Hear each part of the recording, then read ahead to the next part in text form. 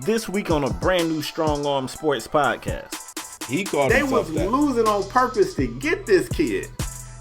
He's the face of the franchise. Is he? He's young. Yes. I'm not too sure about that. Don't you say it's Ben Simmons. I'm not too sure that Joel Embiid is the. I'm not too sure. Who's the face? Who's the face? I'm going with Ben Simmons. Stop it. We supposed to be the losers, but we winning though. They used to laugh at us, now we winning though. They used to tell me never in my lifetime. I guess they wasn't in their right mind. Underdog. What's going on, folks? Welcome to a brand new exciting episode of Strong Arm Sports Podcast. You know, just the realest sports podcast in all the land. That's it. Listen, man, if you're looking over there, you already see it's no LaParis. If you're looking down in the corner, you see it's no Statman D, and the show still goes on. I got my nephew on the show. Hey, let him know who you is. It's your boy Stacks, man. I'm also from Jersey, so you know what I'm saying, we're not going to lose any of the Jersey flavor that my man LaParis brings to the show. You know what I'm saying? If anything, it's going to get boosted up a few notches, you feel me? So I'm here today, and I'm ready, because I'm about to put Spade under the table with what I'm about to be bringing. I hope you better at picking games than LaParis. LaParis gets his ass kicked at the picking game. So if you come out here and get your ass kicked too, I'm gonna know it's a Jersey thing. You know what I'm saying? I might be discovering something. Anyway, man, we have missed a couple of shows, Stacks, and we gotta bring it. You know, folks been hitting me up like, "Yo, y'all good? What's going on?" I said, "Yeah." So for those of you that's hitting me up, man, LaParis is straight. He alright, ain't nothing wrong with him, but he's trying to chase that bag right now, and I encourage everybody to go get that bag. But the bag got the man a little busy, so you know, we're gonna make it shake. We're gonna start today's show off in the NFL, and we gotta talk about the Cincinnati Bengals and their wide receiver AJ Green. Now, for those of you that don't know, AJ Green missed a couple of games, maybe two or three games this season with a toe injury, and this was going to be his first game back. He came back and injured that foot on a non-collision play. Was running his route, made a move, pulled up, started holding his foot, and couldn't even put weight on his foot. They had to take him off on the cart. Listen, man, when he injured that toe, Stacks, he said he would not need surgery. He didn't get surgery. Came back after a couple games, 2 or 3 games, injured the same foot. I don't know if it's the toe or if it's a situation where, you know, a lot of times if you got something hurt, you kind of compensate for it. You know, you put more weight on a different side of your foot. At any rate, AJ Green's done for the season. I'm going to ask you, with AJ Green being that big physical receiver, a foot injury, how worried are you that he might possibly never be the same guy we've seen? One, I also want to add in the fact that he's 30 now. He's getting up there, bro. So, that's a good point. Yeah, he getting up there. But I do want to say this. I know one Bengals fan in my whole life. I've only met one, my boy Juice, and we was talking about the injury, and this is before he even came back from the injury. And I was saying, like, right now the Bengals ain't really looking too good. You know what I'm saying? You got some type of injury that you think might need surgery, so why even risk coming back? And if you come back, you definitely don't want to come back too early. And as soon as I heard about the second injury that he got, I'm like, man, he came back too early. Wow. You know what I'm saying? And obviously, I want to say also he was not prepared to come back because, like you said, compensating for one injury and putting weight on another part of his foot. Yep. If he was really, truly prepared to come back, he would not have been doing anything like that.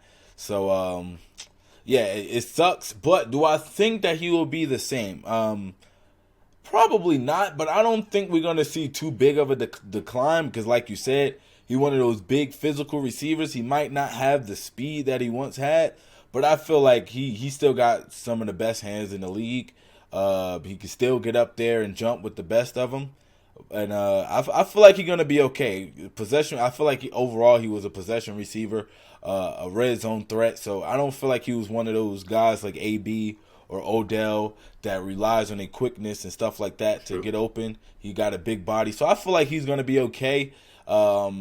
Definitely, I don't think he's going to be the same AJ Green that we seen maybe a couple of years ago. But, you know, I feel like he'll be fine, though.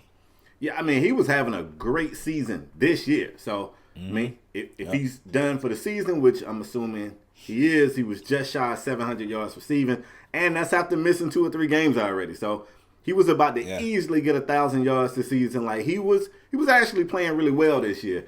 It is also important to note that 2019 is the last year of his current contract. So that's another thing that's going really suck for this dude, man, because he was having a great year. Right now, the only thing people are going to remember is this injury and how he comes back. So if he comes back in 2019 and lights it up, he'll be fine. If he come back in 2019 and have any sort of a hitch, it's going to put him in that situation where nobody's going to really want to pay him the type of money that he's deserving of. He's either going to have to take less bread, or it might even be one of them situations where he's sitting around waiting to get a contract, kind of like Dez was for a while. Nah, you don't think so? I don't see that in his future. I don't think it's gonna get that bad for him, because with AJ Green, like I said, still early 30s.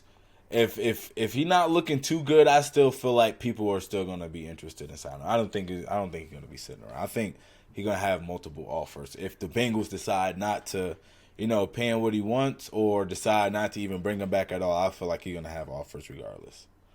I don't feel like for what he wants, for the type of money he wants, or you just saying offers? Because I think he'll have offers. No, I'm just saying. Sure. I don't. It's tough to say, because it's like if you're not getting the money you want from the team that you're already on, it's hard to even find the money you want. Period. You know what I'm saying? Because at this point, other teams know, like, oh, you know what I'm saying? He wanted this. He's not going to get this from them, so why should we offer him that, That's true. So either way, I feel like it's going to be tough to try to get the money he wants regardless. But I hope he does play well. And after this injury, where do you, coming into next year, is A.J. Green in your top 5 or 10 receivers? Ooh, I mean, top 10, if he's healthy, of course. A.J. actually wasn't in my top 5 this year, and that's no shade at AJ. Like I feel like AJ and Julio, they kind of got the same type of game, same similar body style. Both of them big receivers, physical. You can high point the football, all of that. The only difference is I'm not a huge fan of the quarterback out there in Cincinnati. LePaire's not a huge fan of the coach out there in Cincinnati, and I feel like that kind of stuff right there has held that dude back. So honestly, I think when 2019 roll around, I hope he don't get the offer he wants from Cincinnati. I think he need to get out of there. You know what I'm saying? Yeah, I think Juice ain't gonna like that, but I think he need to get out of Cincinnati, bro. I think their quarterback is going soon too. But yeah, man. I think me personally, I've usually added AJ Green to my top 5. After this year, though, I don't know. I feel like it'd be tough, especially with the emergence of some other receivers like Stephon Diggs and. It'd be tough to Michael Thomas. Michael Thomas. It'd be tough to keep him in that top 5, but I think top 10 for sure. Yeah, I think so. Like I said, I hope he comes back healthy and able to play, be able to get his money. Yeah. Let's keep it moving, man. We'll stay in the NFL, and this time we'll go over to Kansas City to talk something that nobody really likes to talk, but again, we got an off the field incident with Chiefs running back Kareem Hunt. Now, this whole thing right here is kind of weird, Stacks. I know you probably heard about it, but this thing happened a while ago, and the league knew, kinda. And this is the thing that blows my mind with the league. Once the video comes out, the league is really upset. The video been out there. The league could have did some research and got the video. According to Kareem Hunt, the league didn't even talk with him about it. They knew about it. It's kind of like the NFL didn't want to know. Now that it's out, the Chiefs took it upon themselves to release Kareem Hunt from the team. If anybody else decides to pick Kareem Hunt up, immediately with a J. Like, they didn't waste no time, bro. Immediately. Yeah. If any other team decides to pick him up, which is possible, I think what scares other teams off is if they pick him up, it's still a chance that the league could send down some type of punishment. So it's a lot to unpack here, I think they did. Oh, they already said that somebody picked him up? If I'm not mistaken, it was like a 4-game suspension, but I'm not 100% on that one. But I really think they did, put a 4-game suspension on him. So this thing happened in February. For those that don't know, it is some video. Let me tell you something, folks. If you do anything, somebody probably recorded it. And if they didn't record it on their phone, some camera somewhere probably saw it. You can't even walk in the grocery store and scratch your ass. You on camera somewhere, bro. Somebody saw it. You're not sneaky. TMZ has a very unique way of getting a hold of these types of things, and I think it's called money. For the right amount of money, somebody would give up this video evidence. They can reach out to the hotel, and the hotel can be like, no, we're not doing it. They can find that one little security dude that ain't happy with his check, and they're gonna be like, bro, can you get us this footage? And he gonna get that footage. So the footage comes out. It shows Kareem Hunt, who's obviously upset with this female. He's trying to get to her. They holding him back. They said that he pushed her. He really didn't. He knocked her down. But it was somebody actually in between Kareem Hunt and the female. And he just like bull rushed the person and made the person hit the girl and knock the girl to the floor. And I think the most disturbing thing out of all that, I'm not saying that that's not disturbing, but the most disturbing is at the end of the video, you can see him kick the girl that's on the ground. Now, later it came out, they said that the girl allegedly called him the N-word and struck him first, and that's what I don't know if that's true or not. I'm not even going to get into what she did because it don't change what he did. First, I'm going to hit you with this, Stacks. Do he deserve another shot in the league? I'm putting that heat on you, bruh. Like, yeah, that's that. It's tough. And I just want to go back to something you said earlier about the league and, the tape before I get to whether he deserves another shot. I just want to say that it came out, too, that, the league knew, the Chiefs knew, but they didn't know everything. Kareem Hunt, I don't know what information he did give them, but he didn't tell them he didn't give them all the information. And just me personally, what I'm guessing is he probably told them about the push and not about the kick. And once the video came out, once the video came out, they probably saw all of that and was like, oh man. You know what I'm saying? It's hard. Like, it's easier for you to to side with somebody or take up for somebody if you know all the information. You know what I'm saying? But you gotta let me back in there. Wait. Okay. One of your players come to you and go, hey, I had a situation. I'm gonna go ahead and let you know I had a situation. You don't know if they gave you all of it or not. As the team, I can see the team being like, hey, we ain't gonna ask no more questions. We're gonna take his word for it. Team might have said, are you sure that's all that happened? Yeah, I'm sure. Cool. But as the league, don't you have a responsibility to dig deeper? Don't you have a responsibility to do some research? I feel like I can't let the league off on that. I feel like they probably took it at face value, like, yo, this happened, this what it is. I don't know if they even felt like it was something necessarily they had to even look into, because honestly, when the video came out, this was my first time hearing about it as well. So I don't know if the girl was coming forward or not. You know what I'm saying otherwise. So the league probably didn't have a reason to look further than the surface, that they were given pretty much by Kareem Hunt or the Chiefs, whoever reported it to the league. So I don't know. You know what I'm saying? It's hard to really, make an opinion about something that you don't know about.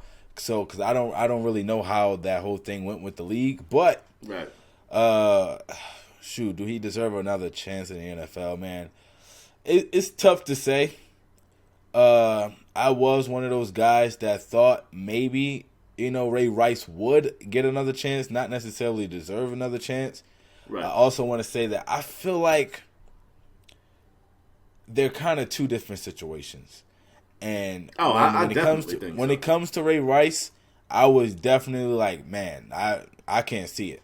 You know what I'm saying? I can't see it. Ray Rice was already, getting up there in age and, in production falling off, all of that. And then the actual video and how that Ray Rice video was disgusting. I agree. And what I seen from Kareem Hunt, also disgusting, but given the background story and, everything else they said that happened, you never know. You know what I'm saying? Because I think, didn't Zeke go through something like this too, where like somebody was lying on him? So you just never 100% with all of it, with this whole type of situations. I think the Chiefs did the right thing, and the league is right now doing the right thing as far as just distancing themselves from that. But I feel like if a team decided to go pick him up, I wouldn't be mad at him, and that's where I kind of stand on that. So here's my thing: Kareem Hunt is young. Now, what's disturbing to me, I'm finna probably contradict myself here. Do we deserve another chance in the league? I think so. I personally, I don't like when people go, you did something wrong, you don't deserve another chance.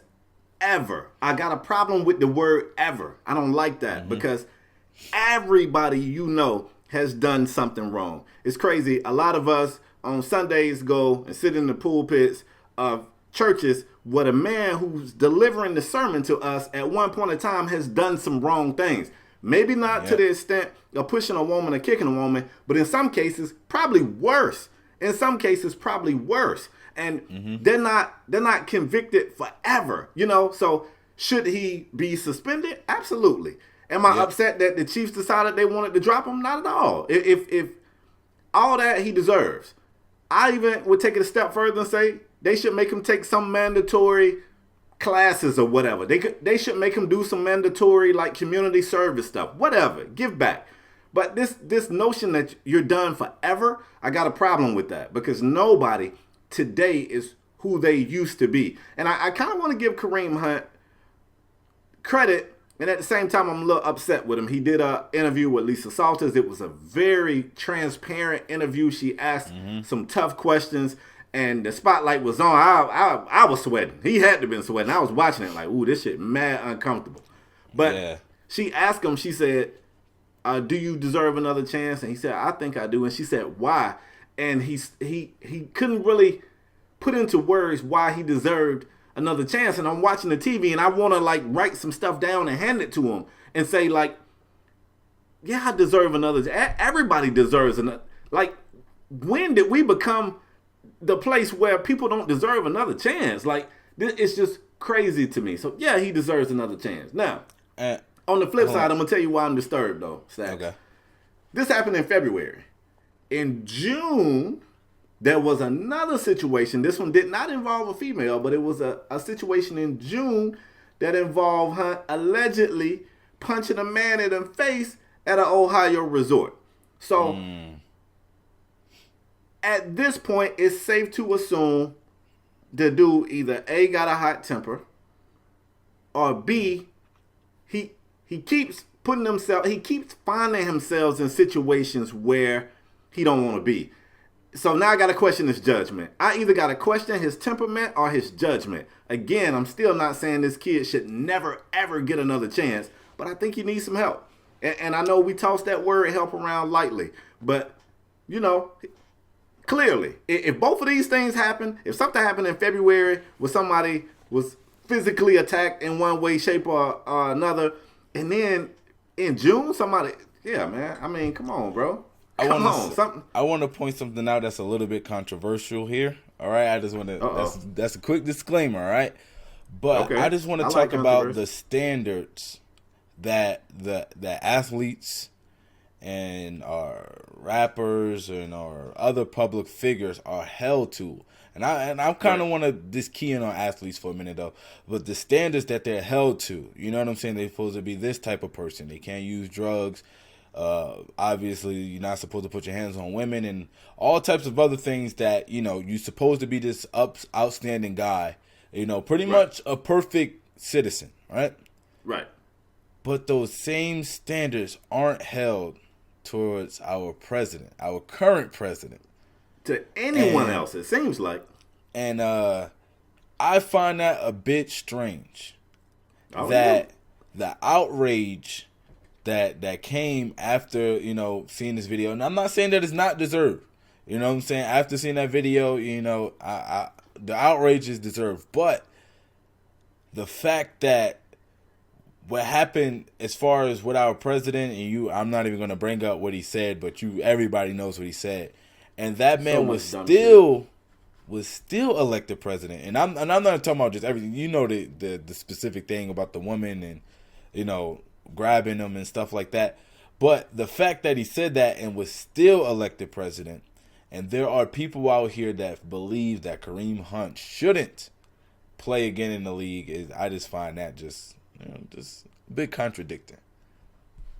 I agree entirely. Mm-hmm. So I said all of that to say this. You know, these NFL players, man, in some cases, they are looked at. I don't know. You talking about controversy? They looked at people. People take sports very seriously. I mean, hell, we got a podcast talking sports. We take it pretty serious. Mm-hmm. But I've seen fans lash out at athletes for messing up their fantasy rosters or what. Oh man, he didn't score that touchdown. People take sports so importantly. They take it so big that they forget at the end of the day, these are just regular people, man. Just because they physically gifted don't mean they're not a regular person. And because they are a regular person, they got flaws and faults like every one of us. And I'm not saying that makes this okay. I'm just saying I'm not ready to ever condemn a person for life. Ever. I'm not ready for that, especially over something like, it'd be different if somebody lost their life. But I'm not ready to condemn this man for life over that, bro. I'm just not. Yeah, I can rock with that. Let's get off of the NFL, bro, and let's take it where the real party happens. And that's called the association. Okay. The National Basketball Association, in case you didn't know. It is the greatest league in professional sports. I'm going to tell you why. I mean, even when it's off season, bro, it's always something popping in the NBA. Oh, yeah, it's fun, it's exciting, it's invigorating. That is fact. I can't wait to talk it. For this one, though, let's start in Chicago. And Michael Jeffrey Jordan is long gone, so that probably means it's not great news. Then again, I don't know. If you're a Bulls fan, maybe it is good news. Yeah. But Fred Hoiberg has been fired. Now, LaParis, it's a shame LaParis is not here today because this man hates Hoiberg. So for him, I know he's pretty excited about it. For the rest of the world, I'm not sure if this is a good thing. It may be. I feel like they got some young pieces. I feel like they were building towards something. And it just seems like this firing was a little premature for me. Now, Chicago wasn't looking good this season. They got off to a 5-19 record this season. So, that's not the best. However, I felt like they was just kind of getting right. They finally got a healthy Zach LaVine. Then they started having some injuries elsewhere. Larry Markkanen's been out. It's been a handful of people out. So I hate to see a coach, and I know injuries are a part of the sport, but I hate to see a coach get fired for a slow start when some of his best players are injured and not there. That's just how I feel about it, Stacks. Fred Hoiberg fired. How you feel about it? This is and I've always been an advocate of this, and I don't know too much about what's going on with the Bulls. Inside the locker room, maybe there was issues there, or with the front office, they probably didn't have the same vision. But I got to go back to what you said about Larry Markkinen. How could you fire? First of all, what were your expectations for this team? Right? Exactly. And this is when you looked at what's their record, 5-20 or whatever, 5 whatever. Let's say you looked at the first 25 games of the season, right? And you looked at each game. Mm-hmm. And you was like, all right, we play this team here, this team, okay. What did you expect? Realistically, what did you expect that your record would be? And I'm pretty sure it's somewhere around what the record is now. The team is honestly not that good. And they don't have who I think is arguably their best player. But personally, I think second best player in Markkinen. And it's what did you expect? What did you expect him to do with this team with one of the major pieces missing, and for it to not just be a really good team all around? Like I said, maybe other things was happening that went on into this, but it's like the team is what the team is. It wasn't much that he could do. Give Phil Jackson his team, and it's what, he win about 3 more games? I don't know. Shit. It ain't really much. I don't think they win no more with Phil. Phil ain't doing them but reading books over there. But go ahead. Yeah. But it's really nothing much left to do. Once again, I just want to point out that I don't really know everything was going on about with the Bulls organization and all of that type of stuff with the coach. But I'm just saying, if he was fired based on the team's performance so far this season, getting off to a slow start, I feel like that was unwarranted because the team ain't that good. What did you expect to be 20? Or if somebody told you, yo, you when you start the season, y'all either gonna be 20-5 or 5-20. Which one is more realistic to you? I guarantee you, there's not a person besides maybe a couple of players that would tell you that they're gonna be 20-5. Ain't a person that not nobody in that front office will tell you that. the team just ain't good. So, it is what it is, man. I feel like it was. I don't feel like they should have fired the man. You know what I'm saying? It's hard to really assess somebody. Like you can't talk down on a person for making a trash, let's say, birdhouse, if they don't have the proper tools to make it. You know what I'm saying? If they don't have a hammer and nails, if they out here working with tape, analogy. If they out here working with tape, you know what I'm saying? The thing fall apart. Hey, like what you want me to do? Like all I had was tape. You know what I'm saying? So at least they could have got the man some hammers and nails in there. And if the team could have got out to a slow start, then I can understand. But the team was trash, so it is what it is. The bad thing is they really getting a good season out of Zach LaVine, and I don't know if that's what made John Paxson bust a move. I don't know if John Paxson woke up one day, Stacks, and said, damn, Zach LaVine is scoring 25 a game, and we only got 5 wins. Like, I got to shake something up and make sure I'm not wasting this kid's good season. I don't know if he really said that, but I'm with you. I'm trying to figure out why the move felt necessary. Markkanen's back. Now Bobby Portis is out. I think Chris Dunn is out. Like, the injury bug just been pretty active in that locker room, man, and it's been biting some big-name people. Like, it ain't biting Cam Payne. Cameron Payne, he's ready to go every night. It ain't biting him. It's getting Bobby Portis and Lauri Markkanen, and it's a big thing, man. So all I know is this. Chicago, at this point right here, you guys might want to consider not winning. You know what I'm saying? Like, I don't know. I don't know what y'all game plan is, but you 6-20 currently. It's an 82-game season. A lot can happen. If you feel like you could turn it around and make a playoff push, I guess you do it. But the first time you look at that roster and realize, you know what, we're just really not that good. Then you got to start saying, what could we get out of the draft that could make us better? It's a kid named Zion Williamson in college.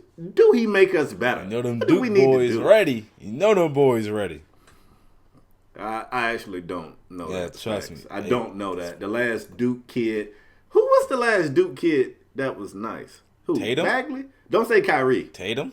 Oh yeah. All right, I digress. Okay. Yeah. I just hate when people say Kyrie. Kyrie was there for like 2 hours. Yeah, Kyrie. They put Kyrie on the shelf after he got injured earlier. Yeah, Duke, y'all can't claim Kyrie. No. Kyrie, y'all never even had to do. No. Bro, they never even had to wash his uniform. No. His uniform never went to laundry. Kyrie is still a part of the fam. All right, Kyrie, we claim Kyrie. That's one of ours right there. Oh, I know y'all do. That's one of ours like, right there. Why are you a Duke fan? Kyrie, let's get him. Why are you a Duke fan, bro? Why am I? You should like Seton Hall or somebody. How did I? Honestly, I can't even tell you how I became a Duke fan. It's just I'm gonna give you Seton Hall. No. Actually, didn't they just beat Kentucky? Might not be a bad look. See what I'm saying? Might not be a bad look, but let's move forward, bro. Nah, I've been repping the Duke blue since I got into college basketball, and I think that's where I'm gonna stay. I think I'm gonna stay with the winning, especially since my other team so far this year ain't, So who's that? The Knicks, and then also the Giants. Oh yeah, that's tough. How the Dolphins? That's tough. I see a trend. Doing right? Or bro, relax. Let's move forward. They was 4-0 this Thursday. Hey, let's move forward, bro. All right, we got bit by the injury bug. Whatever. Anyway, man, let's talk about Joel Embiid. I kind of call this, bro. I kind of like to toot my own horn here. We talked about whether or not Jimmy Butler makes Philadelphia a better team when they acquired him. And I was like, God, anytime you sprinkle in some Jimmy Butler, something gonna get better. But something gonna get worse out there. And I called it. I also was right, Stacks. You wasn't here for this, but I also was right on saying that I would not be surprised to see Markelle Fultz want out of Philadelphia because I feel like they botched his injury and that later came back. I was right on that too. Basically what I'm saying, Stacks, is I'm a genius. Okay? So now, tell you what's going on, man. Joel Embiid recently did an interview where, Joel ain't about biting his tongue, any of that stuff. Joel said that he ain't really digging the way he's being used now that Jimmy Butler's in town. Every time he's getting the ball, he's beyond the perimeter. He said he's only shooting 29% from beyond the three, and they're using him to space the floor. They're using him like a stretch five, and he can shoot the three, but that ain't what he do. I think he's got a legitimate argument. I think he's better in space, but is him being better in space what's best for the 76ers? That is the question. Stacks, first of all, and I'm going to hit you with, I'm going to give you like 2 or 3 questions. First of all, how do you feel about Jimmy Butler with Philly? Do you feel like, because I'm going to give you my hot take. When they got Jimmy Butler, I said I still got them as second, maybe third in the East. I still didn't feel like he made them the best team in the East. So question 1, do you feel like Jimmy makes them the favorite in the East? No, I still think. That's tough. When the year started, I had Boston, but now that the year started, Toronto is looking like the squad. Toronto is looking like they coming out the East, and then I got to throw Boston, and then I got to put Boston there. Same thing I said. And then then Philly third, unfortunately. But I do want to say this: Joel Embiid has since come out and say that what he said about him, pretty much, what you said, has nothing to do with Jimmy Butler, and he's happy that the squad has gotten Jimmy Butler on the squad. He was just talking about his personal performance and how well he was playing. He wasn't happy with that. Not necessarily. So he lied, basically. I mean, you could take it that way, or you could take it what he said. That he wasn't. He lying, Stacks. It really didn't have anything to do with Jimmy Butler when he said it. Stacks, he lying, bro. He lying. They hadn't been only giving him the ball out beyond the perimeter. He lying, bro. His numbers are down, not significantly. He was averaging 28 a game before they acquired Jimmy Butler. That's dropped down 4 points.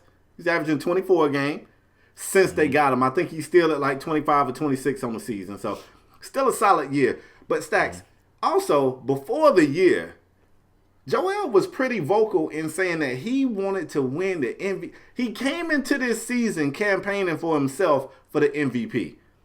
Acquiring Jimmy Buckets is going to make it a little bit tougher for you to bring that to fruition. What is it about, Spade? Is it about MVPs or about championships? Oh, I know what it's about. The question is, do Joel know what it's about? I know what it's about. It's about them rings, bruh. It's about that jewelry. At this point, he already got his money. He just got a big contract. So, MVP for me, if I was him, MVPs wouldn't necessarily be at the top of my list of things that I'm trying to accomplish. You know what I'm saying? That would definitely be a championship. And I also want to point out that I feel like the Jimmy Butler effect is taking over in Boston in the way that we thought it was going to take over in Minnesota. I feel like Jimmy Butler is instilling some of his hard work and starting to pretty much, because Philly is a hard-working city. You feel me? And it is a hard-working city, and you can't name too many players in the league that work harder than Jimmy Butler. You know what I'm saying? That's fine. I give you that. The guy, and I feel like and that is a culture I would want my basketball team to be built around. Hard work, hustling, grinding. It gets no better than that. So I feel like he's starting to already instill that. You already seen his impact in the game. He just had about 38 the other night with a game where Joel Embiid didn't play him because of rest. And 2 game winners I feel like he hit so far, just being there. And I feel like, gotta ask the second question. And I feel like him being there was just gives them a tougher defensive presence and just makes them a tougher team all around to just be able to guard. I feel like that was a really, really, really great acquisition for them. At first, I was kind of trying to figure out how it was going to work, and it seemed like they're starting to marinate a little bit. Joel Embiid, I feel like, I want to say this. When a big three is always formed, right? Yeah. Somebody's role changes, diminishes. When you look at Miami, it was Chris Bosh, obviously. You look at the situation in Cleveland, it was Kevin Love. Yep. Listen, when it comes to winning, Ben Simmons can't even shoot, bro. So don't tell me Joel's role gonna diminish, son. No, I'm not saying that his role is gonna diminish. Remember, first of all, diminish was your word. I didn't say diminish. I said change. Trying to help you out, bro. So I feel like he's just gonna have to adapt. There are new things. I feel like the team is hands down better than it was before the trade. New things are happening, and I feel like you gotta get with the program at this point. It's like, fam, you shooting 29%. If you're shooting 29% from three, if the team needs you to be on the perimeter, hit your shots. Hit your shots, fam. Like, you know what I'm saying? Like, what else you want us to do? Like, it's not like you're not getting your shots. You're just missing your hit your shots for us. You feel me? That ain't the shot he want, though. Man, I don't know. I don't know the exact numbers, but I'm pretty sure his threes attempted per game isn't significantly like jumping from 4 to 8. You know what I'm saying? Threes per game since Jimmy Butler been there. So I just feel like, dog, this is what we need from you. Can you do it?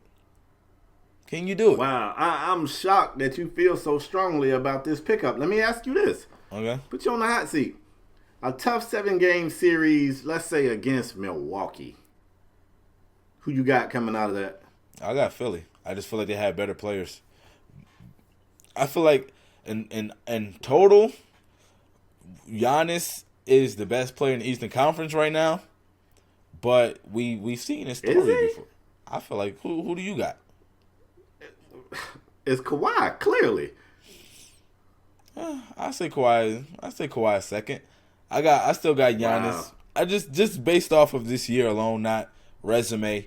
You know what I'm saying? Because I feel like Kawhi has a better resume, but just based off of this year alone, and bro, I seen my Knicks play against this man, and this man is a monster. All right, I feel like everybody a monster when your Knicks come to town. Anyway. I feel like I can give them about 15. I feel like Giannis is the best player in the East, but we've seen this story before. LeBron being the best player in a series doesn't necessarily guarantee him to win when the other team has better players. You know what I'm saying? Better than what you have. So I feel like definitely Philly coming up out of that series. But Bron being the best player in the East meant that they was coming out of the East. So if you feel like Giannis is the best player in the East, you don't even have them getting past Philadelphia. I am going to question your best player in the East. No, because listen, first of all, if you look at the teams right now, Toronto and Milwaukee, Toronto is clearly the better team. I don't feel like we'll get any arguments from anybody. If you take Giannis off the Bucks and take Kawhi off the Raptors, Toronto is the better team. I don't think we'll get any argument from anybody about that either. So I just feel like Giannis just doesn't have the team. Oh, hold on. You beg to differ? Oh, no. Like, you saying it like it's clear cut. It's not clear cut. I feel like it's clear cut that if you take not clear cut. The best two players off of Milwaukee and Toronto has the better team. They defend. I don't know about that. They defend better. They shoot better. What else is it to even? What is Kyle Lowry? Isn't Kyle Lowry maybe the best, the third best player if they was to have a series? Wouldn't he be like the third best player in that series? Is anybody on the Bucks better than Kyle Lowry? Serge Ibaka? I don't know. They got anybody better than Serge Ibaka over there? I mean, they got Tony Snell. First of all, you're going to stop acting like Eric Bledsoe can't get buckets. You're going to stop acting like Malcolm Brogdon wasn't the rookie of the year. Man, you know what I'm saying? Michael Carter-Williams was the rookie of the year, too. I don't want to hear that one. Man, and I liked him. The only problem was he played for Philadelphia during the time that they didn't want to win games, and he was trying too hard. So they said, damn, Michael, we're trying to lose here. Get your shit in bounds. No. Let's not act like Brook Lopez ain't out there looking like the Rainmaker. Let's not act like Brook ain't out there pulling from Steph range. Man, when I seen Brook Lopez, he wasn't looking too good. Last time I seen your man's Eric Bledsoe, Terry Rozier had otherwise to say. You feel me? That was Drew Bledsoe. Oh yeah. According to Terry Rozier, that was Drew out there. Yeah. that was Drew. That wasn't Eric. But I don't know. I mean, you might be on to something, man. I just feel like I don't know. I mean, you've kind of put this stamp on Joel Embiid. First of all, let me say this because I don't want somebody to listen to this and be like, "Damn, Spade really tripping." Wait. what Stack said is true. Like, if getting Jimmy Butler makes the team better and you got to take some sacrifices, you got to take some individual sacrifices to make the team better, then obviously it's a no-brainer that's what you do. But I'm just trying to play devil's advocate here. You get Joel Embiid in the draft and you give him the title. He calls himself the process. He called himself that. They was losing on purpose to get this kid. He's the face of the franchise. Is he? He's young. Yes. I'm not too sure about that. Don't you say it's Ben Simmons. I'm not too sure that Joel Embiid is the. I'm not too sure. Who's the face? Who's the face? I'm going with Ben Simmons. Stop it. That kid can't even shoot. I'm going with Ben Simmons. Stop it. That kid can't even shoot from the charity stripe. They call it charity, and he don't know. I'm going to the rookie. Oh, LeBron can shoot for free. And Brian can shoot free throws? I mean, he could in Miami. Did he ever shoot 80% from the free throw line? I mean, whoa. Why it got to be 80%, bro? I mean, what is... We talking Ben Simmons shoot like 60% from the strike, bro. Yo. That is not... Oh, my God. Anyway, listen. Okay. First of all, if you're listening to the podcast, weigh in. Let Stacks know who the face... Oh, shit. If you think I'm wrong, let me know. Who is the face of the 76ers? I got to go Ben Simmons, man. Stop it. It's not him. He can't even shoot. Bro, it's some screenshots of Ben Simmons picking his dribble up, and it's not a defender within 10 feet of the guy. They don't even take him seriously once his dribble has stopped. Spade. Once he discontinues his dribble, people forget about it. Spade. Who is it? I want to ask 4 on 5. I want to ask you a question, okay? Ask me a question. Who is the face of the Warriors? Steph. Is he the best player on the team? Yes. He's the best player on the Warriors, Steph Curry. Yes. Nah. I know what you're trying to do. You're trying to loop me into saying that Kevin Durant's the best player. And you know Kevin Durant's the best player. Now, I don't know that. He might be. But I do know that last year was very telling because the Warriors look better without Kevin Durant than they look without Steph Curry. Because Steph Curry is the Warriors. Steph Curry is the Warriors. He's the engine inside of the machine that makes everything go. Steph Curry is that. But that means he's the best player. He's not necessarily the best player. There's nobody that will agree with you on this. See, now you're just taking things too far to prove a point, but I understand. Stop it. I told y'all at the beginning I was going to put Spade under the table. Right there, I'm pushing him under. He's just trying to fight his way up out of there. But, yeah. I know what you're trying to do. I think we got you. You're trying to make your point. I think you don't. First of all, you got young, charismatic Joel Embiid. Everybody likes him. He's a lovable guy. I wouldn't say everybody likes Joel franchise. But yeah, I get what you're saying. Damn it, Stacks. Everybody likes that guy, okay? Even his enemies. Even Andre Drummond. All right, that's a reach. Drummond hates him. Yeah, Drummond, yeah. And so does Hassan Whiteside. Yeah, they both. But everybody else loves this guy. And then in comes Jimmy Butler with his hard work, with his blue-collar game, and he come out here, and all of a sudden it ain't about Joel Embiid no more. How Joel supposed to take that? I'm the face of the franchise. I'm the process. I don't know if you're the face, but you better listen, man. Like you said, Joel, what is best for I feel for you, Joe. Oh yeah, that's right. But I'm saying if I'm young Joel, how old is Joel Embiid? About Let me look that 24, right. I'm guessing, maybe 25, somewhere around there. So Spade, you telling me like this? I don't think he's 25. Yeah, I'm thinking maybe 24. Maybe 23. Let me see. Mm-hmm. So 24. All right. So why you looking for that? I want you to answer this question for me. If you have an opportunity to average 28 points per game and win an MVP, right? But you're not winning the championship.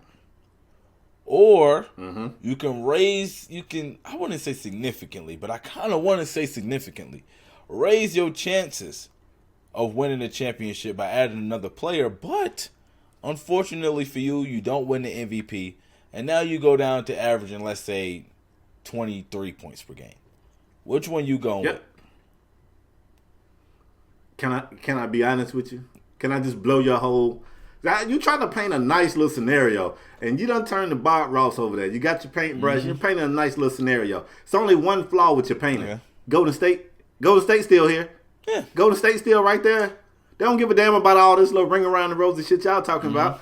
If you are unfortunate enough to make it to the finals, you getting mollywopped by the Warriors. And Joel knows that. Joel knows they're getting mollywopped. I don't think he knows. So rather than go get mollywopped, give me my personal MVP, give me my points per game, because when is contract renegotiation time, all that shit is going to get me more chips. Listen, man, if Joel Embiid knows that if they make it to the final, they getting mollywopped by the Warriors, I'm trading them tomorrow. If that's what you know. If you come to work knowing that, you out of here. Stacks. If you come to work knowing that, you just said that the Bulls players would have guessed that they would be 5-20. But that's different. So the Bulls know that they are 5-20 Bulls. team. And that's the Bulls we talking about. What's the difference? I'm pretty sure Zach LaVine walk into games like, yo, I know the rest of them trash. You know what I'm saying? And it is what it is. Yeah. This team right now, as constructed, has a chance to win a championship. I feel like the chance went up once you Jimmy just Butler said you got them being third best team in the East. You just said that. And they have a chance. They do not have a chance. They got a a chance to possibly get to the finals. They do not have a chance to beat Golden State. I know it. You know it. And Joel Embiid knows the Cavs last year had a chance. Oh, that's because they had LeBron James. I don't see LeBron out there. And LeBron ain't on the floor for the 76ers. I feel like these Sixers would have beat the Cavs last year. With LeBron? Yeah. Then they beat the Cavs. They beat the pants off the Cavs last year without Jimmy Butler. And the matchups they played against. You talking a regular season game? You talking about a regular season game? We don't talk regular season games. I'm just saying. You don't know the rules? I'm just saying. You didn't read your handbook? I'm just saying, man. You know what I'm saying? I feel like this team Joel know what's up, beat bro. the Cavs last year, but you know.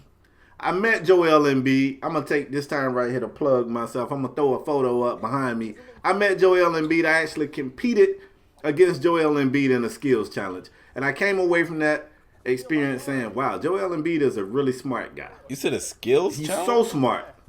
Yes. So you lost. I challenged him to a skills challenge, bro.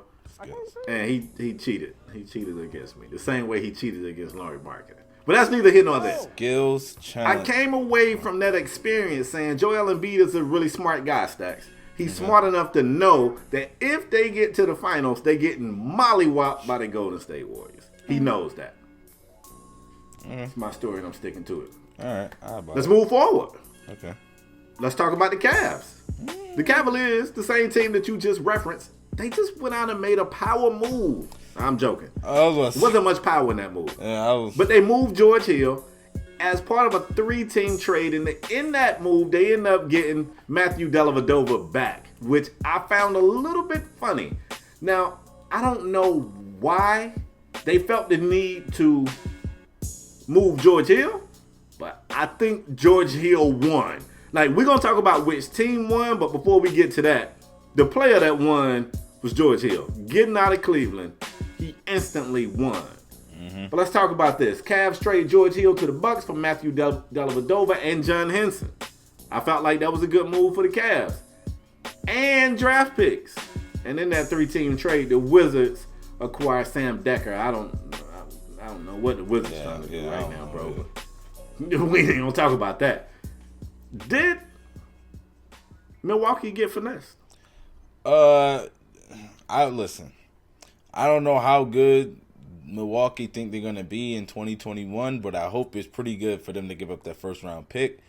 I can't say that I would have given a first round pick for George Hill, but I do want to say that I'm pretty sure the Cavs made the right decision moving George Hill. They already trash, and I feel like they needed a clear cut number 2 point guard to Colin Sexton.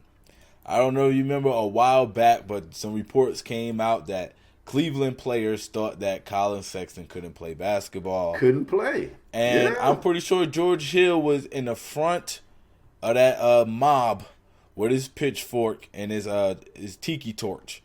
And he was leading that mob of players saying that because he was, I'm pretty sure, disgruntled that he was coming off the bench for Colin Sexton. So I feel like that whole situation was messy. They went ahead and moved him, got him up out of here.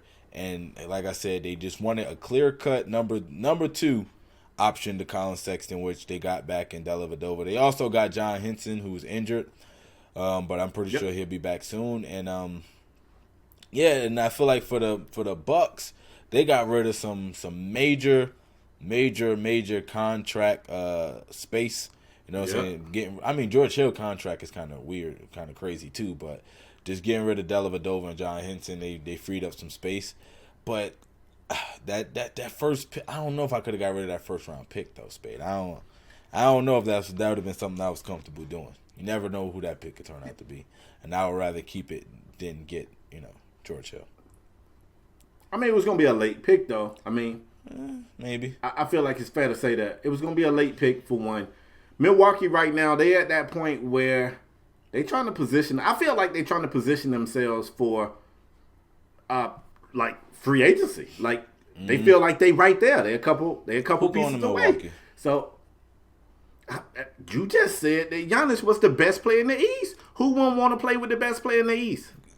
Listen, there's a huge difference. I'm so good at this. I just keep taking your words and throwing them back at you. There's a huge difference from being LeBron James and just being the best player in the East. We all know that, obviously, right? Do we all know that? It's like, I bet. It's like, I bet, Spade. We know that. Spade, listen. If I'm just saying. If me, you, and Joel Embiid is all on the basketball court on the left side of the street, right? And Joel Embiid has a team. Of course, everybody's going to run a team to him so they could win. But if he go on the court on the right side of the street, and then all of a sudden, obviously, I become the best player on the left side of the court, does that automatically mean... Wait, am I... Whoa. I'm still on the left side? Yeah. You on the left side? How the hell you get to be the best player? All right, we'll get into that later. But obviously, I become the best. Do my talents actually equate to Joel Embiid's talents? No, because you're not even second. Now, if you replace that same scenario with me, they flock over here to the left side of the street to hoop with your boy because they still one of the top depending on how things go, between the top 2 through 4 team in the East. I can't even look at Milwaukee and pretend like I see them being the best team in the East. I don't. But on nights when they come out and perform, they look like they're the second best team in the East to me. The only thing that scares me about this team is I feel like they don't have a consistent three-point shooter other than, and I'm having a brain fart, what's my boy name? Middleton. Chris Ironically. Middleton. He's the only person on that team that... I'm saying ironically, I think they attempt the most threes in the league. They probably do. I don't know if they're making them shits. Yeah. Let me look. I don't know if they're making them either, but... I think that's an issue for them. Yeah. I think that's an issue for them. This is their game plan. I don't think they necessarily need something crazy. All right, matter of fact, let me contradict myself. Let me go crazy. Clay will be a free agent soon, bro. Clay ain't going nowhere. What if you take this team right here and sprinkle in some Clay? Clay ain't going nowhere. You ain't got him in the finals? Clay ain't going nowhere, and I don't know. All right. I ain't know you and Clay was so cool. I ain't know you I'm and Clay just saying, talking on the phone. Clay ain't going nowhere. I feel like all of the Draymond and Clay, they were built to be warriors, and that's that. But I will to be warriors. I will say this. Giannis is the best player in the East again. And their game plan is to have Giannis just run in the paint, double tap square, and you ain't never lied because he can't shoot either. Yeah, double tap square, and if he don't get a bucket or get a foul, he kick it out to somebody else or somebody helping. So he ain't kicking it out. Listen, Giannis has already. Maybe he haven't already. I was reading it somewhere. I don't have this information pulled up right here. But Giannis is about to shatter the team record for dunks in a season. I think he's about to shatter the NBA record. I don't know. For dunks Blake in a Griffin season. had a crazy season a while back. All right, I'll find that. I'll find that before the end of the show. Really crazy season a while back. And I don't even know if he had got the record, but yeah. I'll find it before I think he's on pace. I think I was reading he's on pace to shatter a record. I don't know if it's just the team record or if it's the league record. But the dude dunking, and he's dunking a lot. My whole point is this. I think George Hill is a very, very capable point guard. I really do. What happened in Cleveland last year then? But look, man, I hate to say this because it's going to sound like slander to LeBron James. Oh, but you know I'm here LeBron for it. has this thing. Now, I'm not going to slander the king. I ain't going to do that. LeBron has this thing where players have to contort their game to fit the LeBron James scheme. And it don't always work. It don't always work. Some players rise to the occasion. That's another reason why I'm such a fan of Chris Bosh. People look at that Miami run and go, man, Wade and Bron was getting it in. But Bosh found a way to coexist with those guys. He took the smaller role. He took the reduced shots, and he made the most out of them. That's not easy to do, man. It's not real easy to do. And a lot of times it don't work. I think it just didn't work with a lot of those guys in Cleveland. I think George Hill can hoop. I think Jordan Clarkson can hoop. It's a lot of guys that they picked up that they just shrunk in that role. I think this is good for George Hill. He's going to be able to give this team solid minutes. I still don't think he's going to start. Oh, no. Unless they're going to move. You think it's a chance? No, not a chance. Who? Damn, he said not even a chance. Who you gonna sit down? I mean, I think they could possibly bring Brogdon off the bench. You know what I'm saying? I think they could go Hill. 5'2"? No, George Hill's like 6'1", 6'2".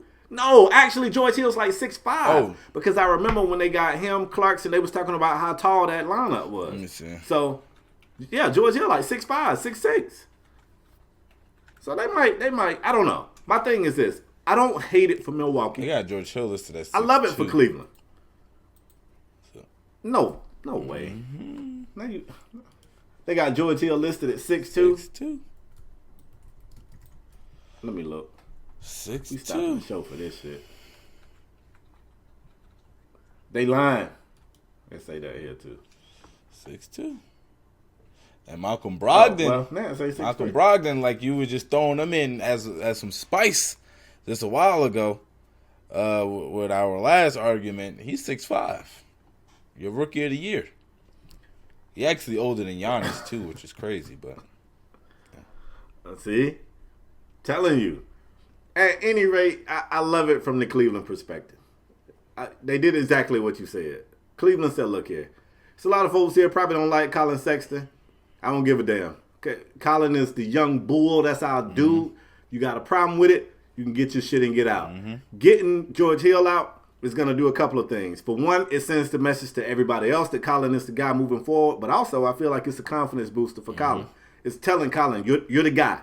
You don't even have no competition at this spot. You're honestly, the guy. though, and bringing in Matthew Dellavedova. Honestly, if I was there, I would be like, yo, Colin Sexton can't play, so I could be traded too. I'll be trying to get up out of there too, man. I'm gonna get with y'all.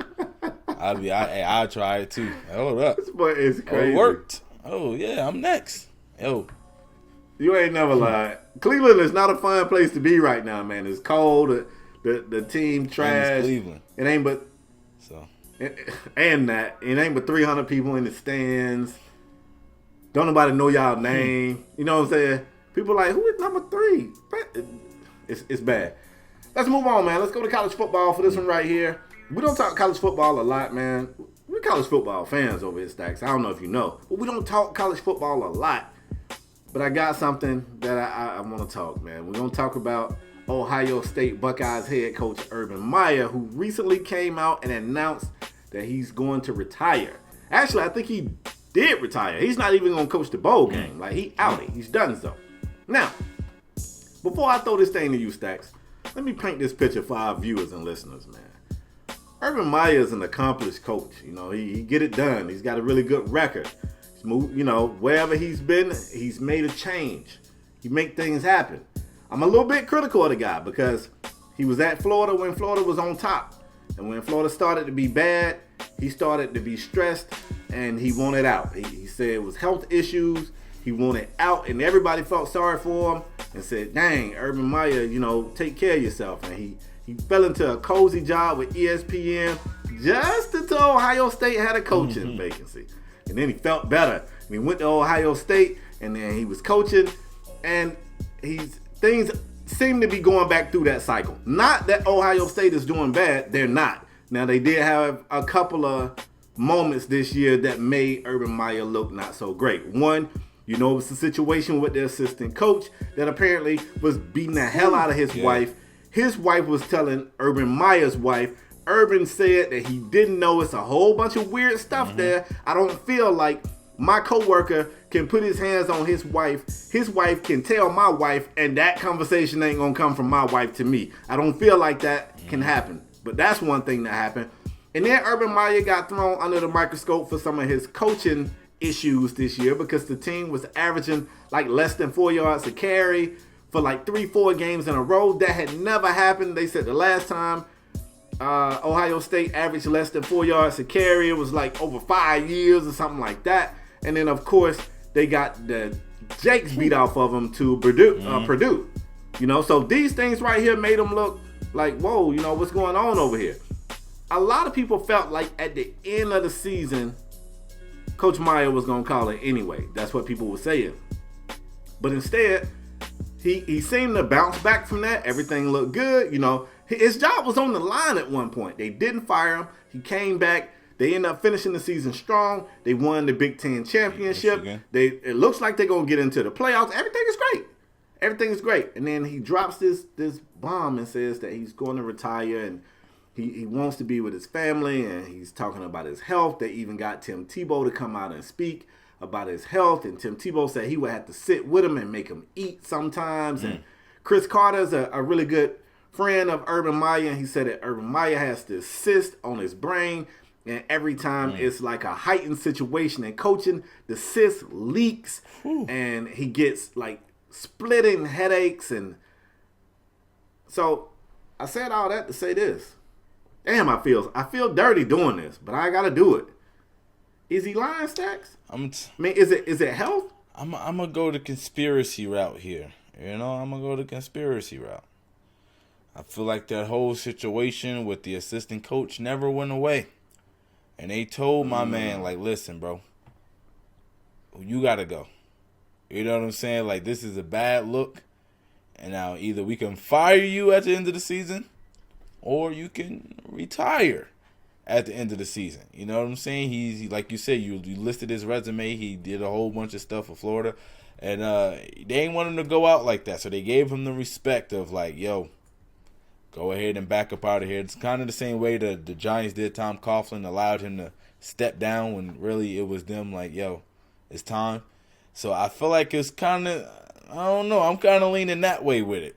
Because immediately when I heard the retirement, I just knew it had something to do with the situation that happened earlier in the season. I was trying to find, something on it. Like maybe, maybe it sparked back up or something. So that's kind of where I'm leaning towards. I never want to discredit somebody, though, when they're talking about injuries or how they're feeling, because I'm not in their body and I don't know how they're feeling. But it do seem mighty fishy that, like you said, last time he did something like this, the team was doing bad. They just beat Michigan. You know what I'm saying? Like you said, they just won the division. So it doesn't make sense that you would just want to give up on this team. And I feel like, Spade, what else could it be?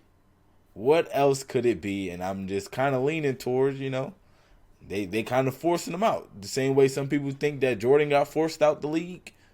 I'm kind of leaning towards that as well, man. I don't know what you got for us. I'm so glad to have you on this show, so I won't feel like the dirty, just evil guy on my own. Now listen, the cyst is real. It's been documented. So somebody gonna be like, Spade, that's dirty. That man really does have a cyst. He does. He's had the cyst for 18 years though. This ain't new. He ain't just get it. It got found 18 years ago. All right. This is the third time Coach Meyer has retired since 2009. So at some point, I hate to turn it to my parents, but damn, if you're gonna keep doing the same thing, you're gonna keep getting the same result. So if it's a pain issue, who are we fooling? We didn't think it was gonna come back. Like what? You knew it was gonna come back. When he retired the first time with Florida, he wanted to spend time with his family. He cited health issues and wanted to spend time with his family. I don't know what called him back to coaching, but it seemed on the outside looking in like the perfect coaching job just made him forget about his desire to spend more time with the family and the health issues, and he came back. That's what it seems like. And then this year, I'm not going to lie. I was like, whoa, I don't know how Urban Meyer didn't get fired. I don't know how he didn't get fired. He did an interview where he lied and said that he didn't know. First, he said he didn't know anything about it. Then they came back and said that it was text messages. So he knew. He came back and said that he knew. But what he did was he elevated it. So when he was told that old boy was going crazy on his wife, but what he did was he told the proper authorities, he told his bosses, and he washed his hands of it. He didn't do anything. So I felt like he got caught in a lie. I hate to be this guy, y'all. I don't. I guess this is just who I am. I feel like some people couldn't have got away with that. Yeah.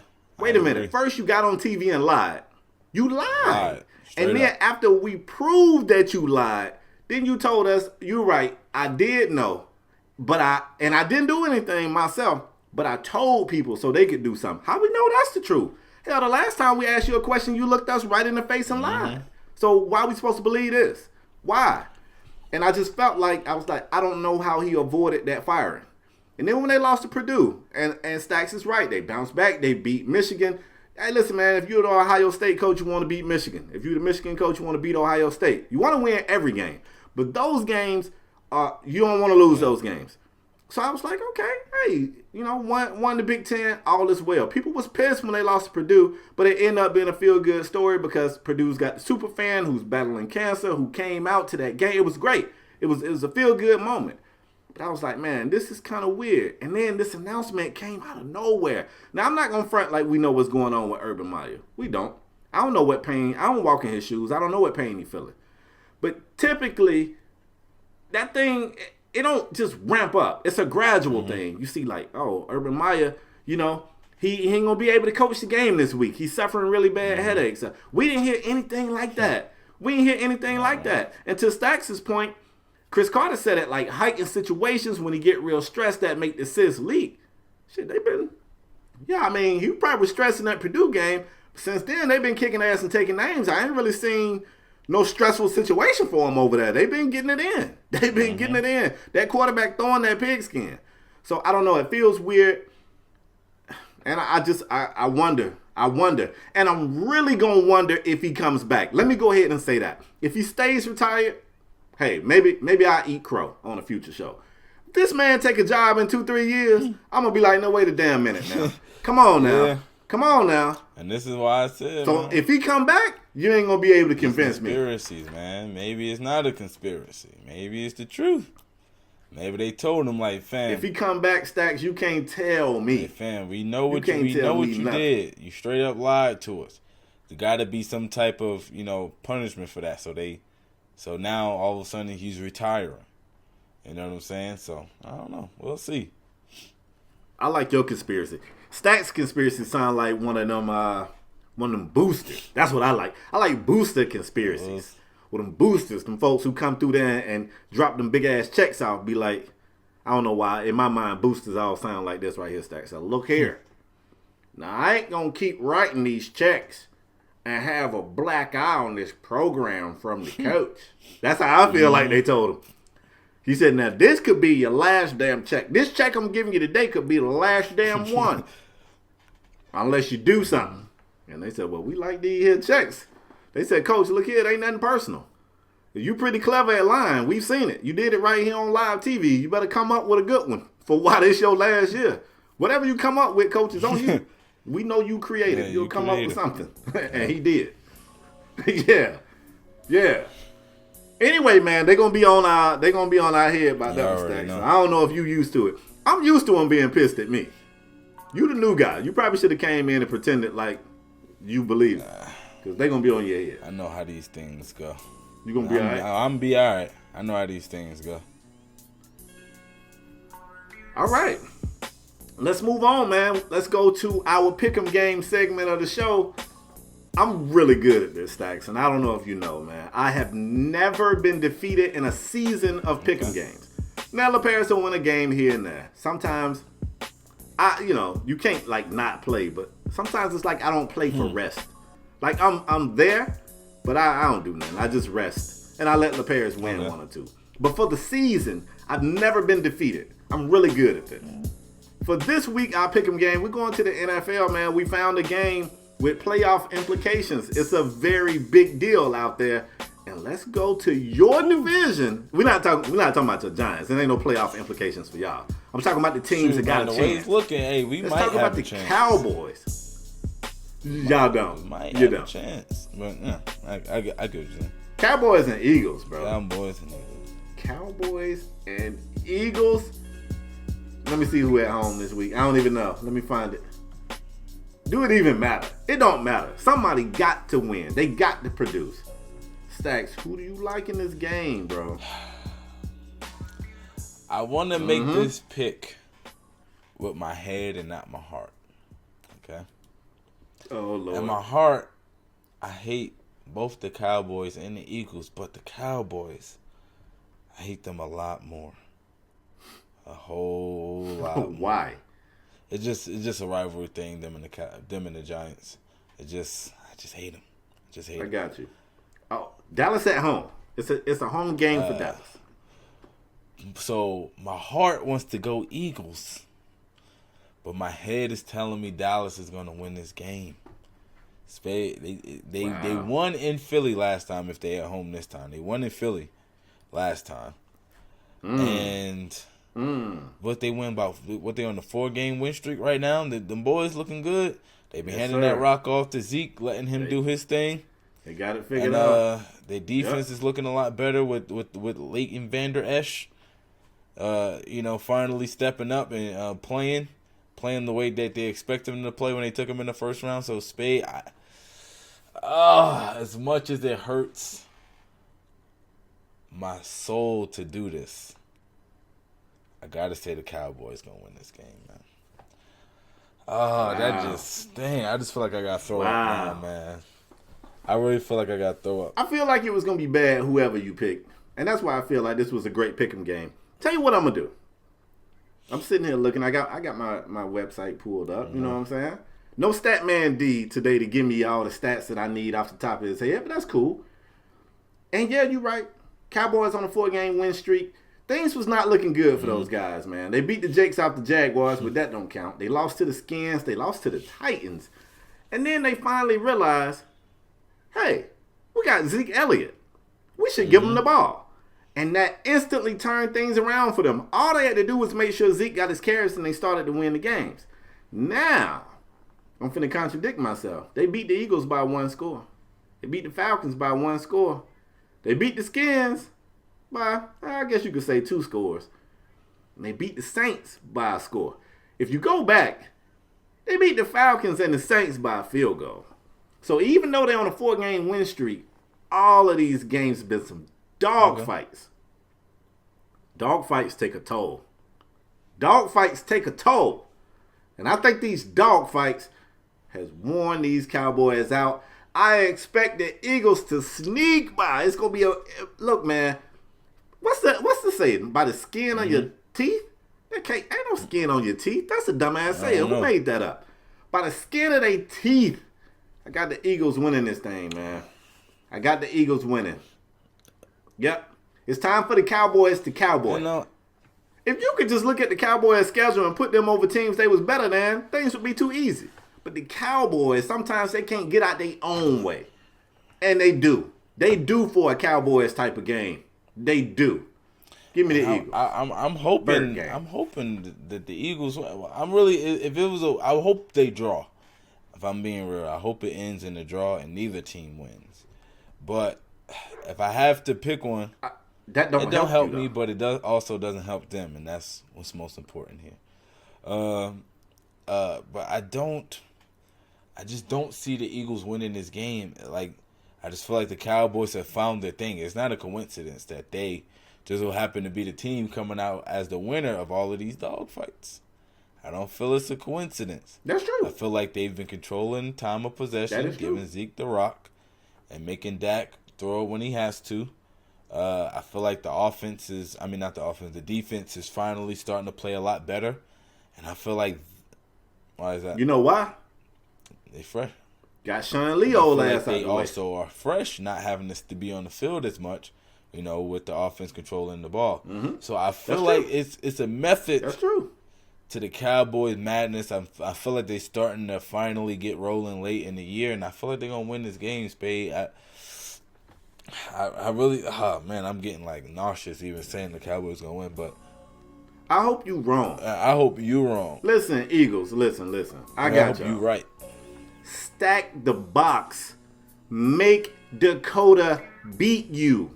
Stack the box. I just gave y'all the blueprint. I'm giving out these keys. That's all y'all do.